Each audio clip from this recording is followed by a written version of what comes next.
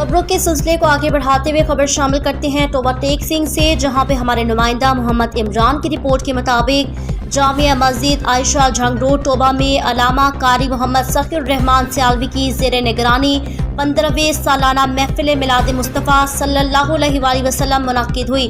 महफिल की सदारत अलामा पीर शम्सुज़्ज़मा कारी कादरी साहब ने फरमाई।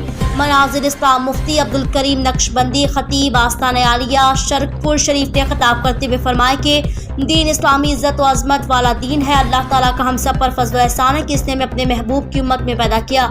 इस मौके पर इलाका भर से उलमा मशाइख अहले सुन्नत ने शिरकत की, जिसमें अलामा कारी मोहम्मद फारूक कादरी, कारी मोहम्मद हबीब सियालवी, पीर सैयद नदीम हैदर मशहदी, मुफ्ती सज्जाद हुसैन फैजी साहबजादा, मनम हसनैन सदीकी, आफ्ताब अहमद अत्तारी, कारी अब्दुल हमीद नक्शबंदी, कारी गुलजार हुसैन सियालवी, कारी इफ्तिखार अहमद गोलड़वी, कारी इकराम मुस्तफ़ा कादरी, हाजी ताहिर बाहू पेट्रोलियम वाले दीगर उलमा मारूफ नाथ खां ज़रात ने कसीर तादाद में आशिकान रसूल ने शिरकत की।